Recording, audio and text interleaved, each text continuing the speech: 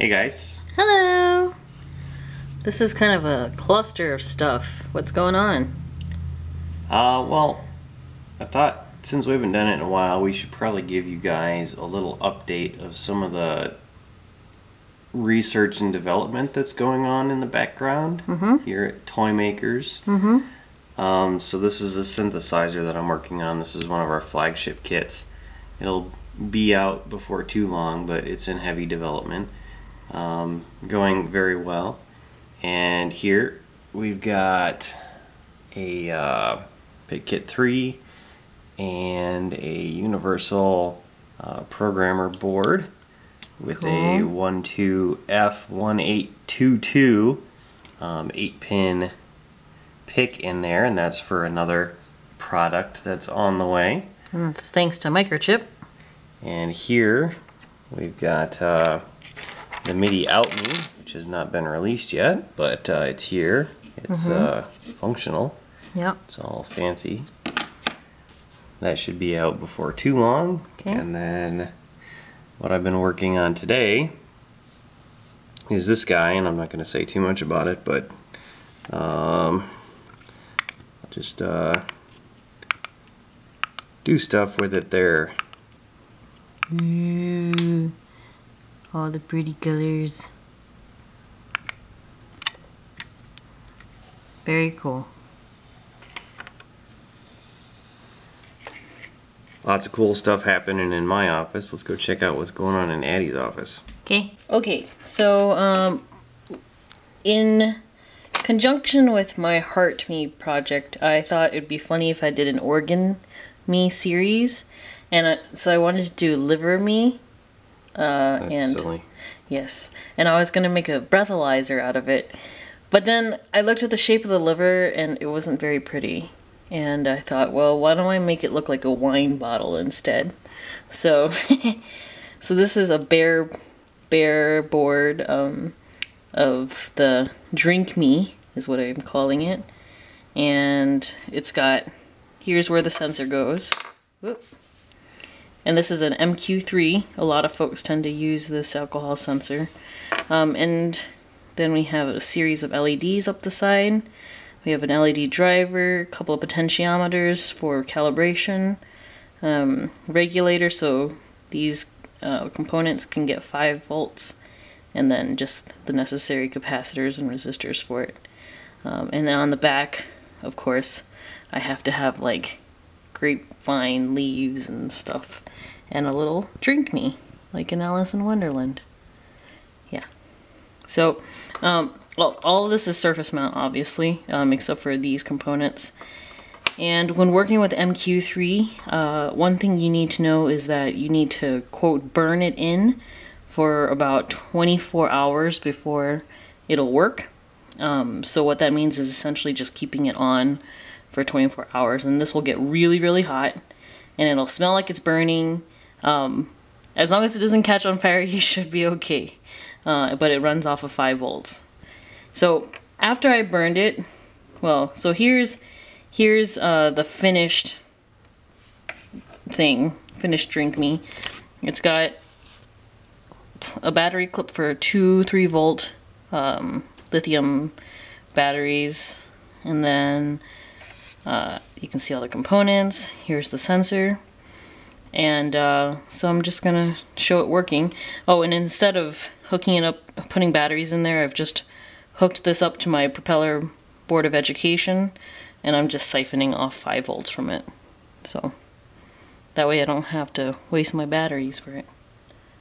Alright, so handy dandy nurse tool, alcohol prep, and this is 70% isopropyl alcohol. Yes! So I'm gonna go ahead and pretend like, ooh. We don't drink, so this is a good alternative for testing.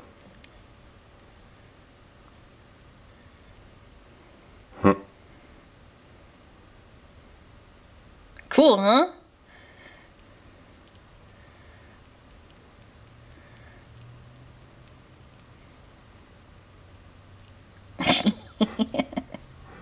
Very cool. Yeah. So it's kind of fun to just see how long it takes. And then of course if I swipe this over the sensor, like actually on the sensor, then it, you know, freaks out. Take a while to evaporate, yeah. Yeah. Neato. And there you go, that's my drink me. So that's stuff that we've been working on. This is stuff that's already available on Tindie, so if you haven't checked it out, tindie.com/TYMKRS. So from the left here we've got some shift me's, and these allow you to make or to use 74HC595s and 74HC165 shift registers. Both are on the same board. And here we have an example of the momentary switch one. So pretty handy for, I think, was it synthesizers and sequencers, binary calculators, any of that sort of project where you need independent outputs. Yep. And inputs. And inputs, yep. And you can use toggle switches or momentary switches. The second kit here is the Turn Me, and it's a rotary encoder kit of sorts that's that you can put on your breadboard. And it's got a rotary encoder and all the resistors and such necessary for it. Yeah, that's a whole lot of wires baked down to just a little board. Then we have here, we'll go start from the bottom, that's our over me's, or under me's.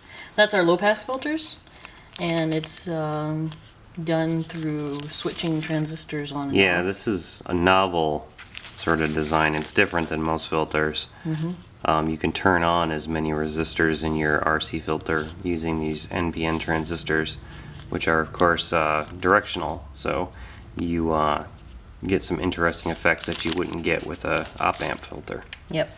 So it's like a range of low pass filter. And then we have up here the MIDI in Me, and that allows you to take your MIDI controller and plug it into your breadboard essentially. And then from your breadboard you can, whatever musical things you want to do to it, or whatever hackery you want to do to it, you can do. Yeah, I use this on the propeller to get MIDI control signals in from my MIDI keyboards and computers and stuff. Yep. And then this one is our LM386 amplifier kit. Uh-oh, time to order more. Yep. We just sold a couple of these, we're almost out. Yeah, a lot of folks seem to like them. And it's pretty much simple, and it minimizes the wires that you need, and it allows it to be rack mount, actually. So you can put it into... Panel mount? Panel mount, sorry. So you can put it into an enclosure if you want. Yeah, good little practice amplifier for a guitar or something. Yep, gives a nice crunchy noise.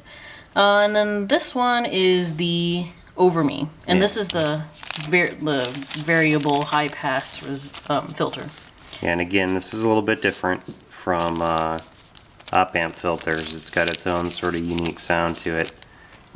Check back on the demonstration videos. I think I used the Under Me recently on the noise generator. Yep. For fun. And then the Over Me, I don't know if we've done a demo video on that one. Probably. I don't remember. Yeah, I'm not sure. So this one then is the Jack Me, and it's got two upright 1/4-inch jacks that you can also plug into your breadboard, and whatever sound you want to put in or get out from your breadboard stuff can be done with this. This makes prototyping audio circuits much easier. Those stand-up jacks are great. Yep. It goes really well with the filter kits. Yep. And then these are just 7-segment LED displays. These are common anode, 0.36 inches, and these are common cathode, 0.56 inches, I think it is. Yeah, we bought these on accident. Both. This one is, I say we, I mean Addie bought these on accident. She does our purchasing. So these are common anode, and that doesn't go with the circuit that we use them with. And these are the wrong size. Yep. And so we need to sell these off so we can get the money back from them. But these are really fancy because, notice, they're white. And those are kind of hard to find. So try them out. They look really cool. Yep. So those are some of our projects, and we'll be coming up with these new ones that are currently in the lab and being tested pretty soon.